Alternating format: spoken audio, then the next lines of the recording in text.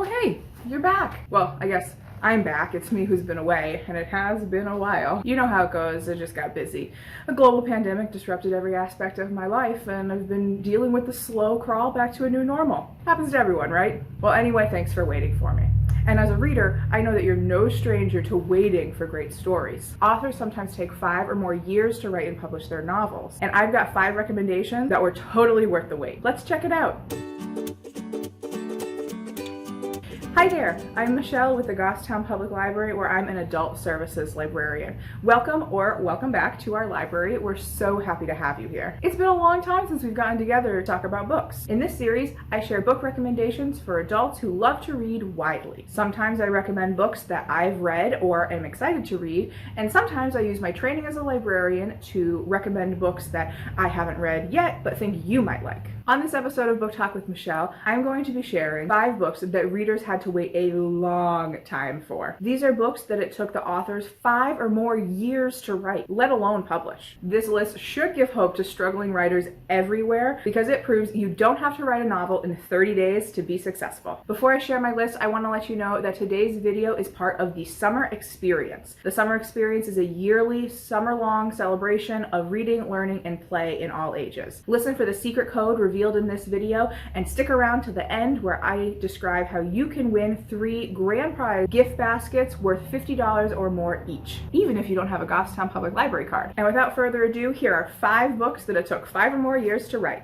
I'll start with a very famous one. J.R.R. Tolkien's Lord of the Rings. Lord of the Rings was written over a 12 to 17 year period depending on who you ask. Now don't start thinking, Lord of the Rings is 3 books, so of course it took that long. Actually, when J.R.R. Tolkien was writing the book, he envisioned it as one novel, and it was later broken up into 3 by the publishers. So in Tolkien's mind, yeah, it did take 12 to 17 years to write one novel. Tolkien considered himself a perfectionist, which might have added to the years this novel was in development. But he was also working full-time in an academic position, and I'm sure that didn't help how long it took.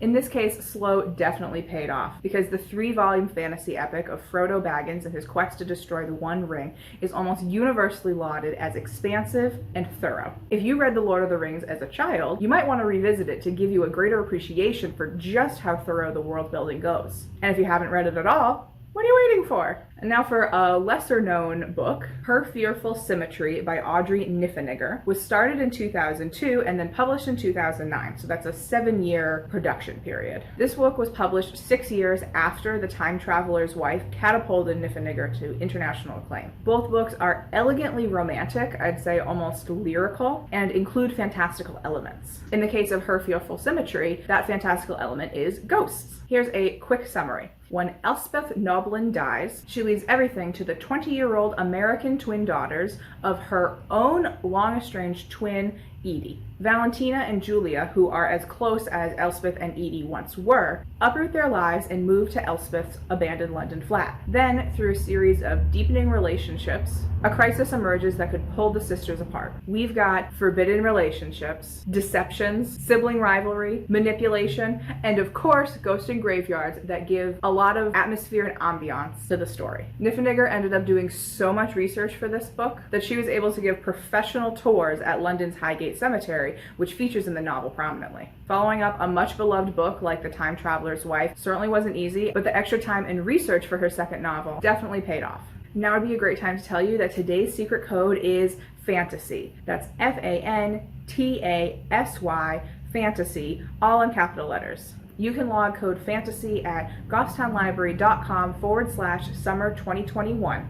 And don't forget, it's case sensitive. And it's not just fiction writers that take their time. Memoir writers can sometimes take many years as well, as we see in Maya Angelou's A Song Flung Up to Heaven. A Song Flung Up to Heaven is the final installment in Angelou's autobiographical cycle. It covers the 4 years between 1964 and 1968, but it took Angelou 15 years to write. In publicity for the book, she let readers know that it took so long to write because the 4 years covered in the book were traumatic for her and for the Black community. So reliving in vivid detail was difficult, and it needed that extra time. It's a slender volume, and it begins with Angelou's decision to move back to the United States from Africa. It follows her involvement in the civil rights movement, and she ends it with her writing her first autobiographical book, I Know Why the Caged Bird Sings. But the book also follows the triumphs and tragedies tragedies of the civil rights movement. The book is framed with the 2 assassinations of Malcolm X and MLK Jr., and Angelou also drops names like James Baldwin and historical events like the burning of Los Angeles. The direct, plain-spoken text will appeal to a lot of readers,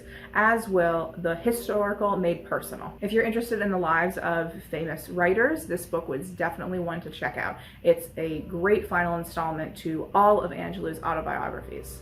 Now, this next pick should be pretty controversial. Go Set a Watchman by Harper Lee was published 55 years after To Kill a Mockingbird. Lee famously vowed never to publish another novel after the unimaginable success of her first. And to many, To Kill a Mockingbird is the quintessential American novel. And as recently as 2018, it was voted to be America's favorite book in PBS's Great American Read. So it's no surprise that when Go Set a Watchman was discovered in Lee's estate, the media and literary world was very excited. But there have been many speculations about if Lee actually gave her consent for this book to be published. I'll leave some links in the description for you to check it out yourself, but needless to say, it was controversial. Plus, depending on who you ask, Go Set a Watchman was either the sequel to Kill a Mockingbird, the draft of Mockingbird, or something in between that was spliced together by editors and lawyers.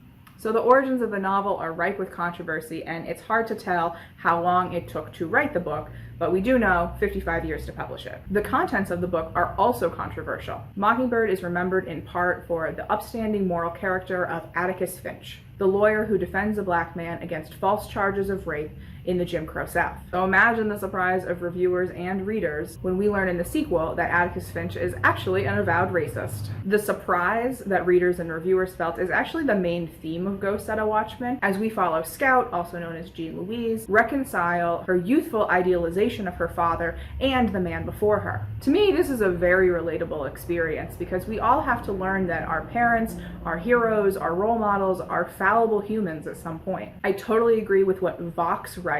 Quote, Go Set a Watchman is literally about what happens when you realize Atticus Finch isn't the paradigm of civil right that you thought he was. End quote. It's a very meta novel, and I believe it has a lot to teach well-meaning white people about what racism looks like in the 21st century. If Atticus Finch, the archetypal father, can be a racist, then, well, anyone can, and we all have to look inside ourselves to see how it manifests in our lives. Luckily, we readers have the collective benefit of 55 years of social justice and political change between the publications of the 2 books to learn from. That's why I would recommend this book. I would certainly keep in mind that Harper Lee may never have intended this book to see the light of day, but now that we have it, I think everyone who's read Mockingbird should read the sequel and grapple with the fact that racism in America is not as simple as To Kill a Mockingbird makes it out to be. Finally, this last book is definitely the epitome of you can't rush perfection. The Brief Wondrous Life of Oscar Wilde by Junot Diaz was written over a 10-year period, which included a hiatus where he completely abandoned the novel in order to go to graduate school. But something pulled him back to the story. It follows the titular character, Oscar Wilde, an urban New Jersey misfit who lives with an old-world mother and a rebellious sister, and dreams of being the next J.R.R. Tolkien. Oscar is an unreliable narrator and believes a long-standing family curse is what's keeping him from finding love and happiness. Kirkus describes this book as, quote, a compelling, sex-fueled, 21st century tragicomedy with a magical twist. I would also add that at the heart of this book is the Dominican Republic and its diaspora told through the lens of one family. The characters are complex enough and the writing lyrical enough that it was definitely worth the 10-year development period. And I think other people agree with me because this book won the Pulitzer Prize in 2008, taking it from a completely abandoned draft to a world-renowned piece of literature in 10 years. And there you have it, 5 books that took 5 or more years for the authors to write and publish. Do you know of any more? Or maybe you're a writer. How long have you been working on your novel? Let us know in the comments. Or you can leave a book you're interested in, and I'll let you know how long it took for the author to write it. As always, any book I mentioned today is linked in the description below. You'll also find information about Goffstown Public Library's downloadable resources, which you can use to access audiobooks, ebooks, movies, television, music, all for free with your library card. And today, you'll also find a link to the Summer Experience in the description. As I said at the beginning of the video, the Summer Experience is a yearly, summer-long program that celebrates reading, learning, and play in all ages. The best part is we've got an online program that you can use to log your reading and activities like watching YouTube videos to earn raffle tickets to our grand prize gift baskets that are worth over $50 each. There's 3 ways to earn tickets. You can read, which I know you already do, complete fun missions, or attend events like watching this YouTube video. Visit goffstownlibrary.com/summer 2021 to learn more or to register. At that website, you can log the secret code from today's event and earn your first points towards your raffle tickets. And you don't have to have a Goffstown Public Library card to participate. Any adult over the age of 17 can register. So get rewarded for the reading you already do and the YouTube videos you already watch by visiting goffstownlibrary.com/summer 2021. Like and share this video if you got something out of it, and don't forget to subscribe. We've got book talks for all ages, teen life skills, author events, crafts, and more on this channel. I'll see you back here for another episode of Book Talk with Michelle soon. It won't be as long as the last time. But in the meantime, you can connect with the Goffstown Public Library on social media, or you can visit goffstownlibrary.com to see what's in the catalog yourself. Again, I'm Michelle with the Goffstown Public Library, and I'll check you out later. Bye!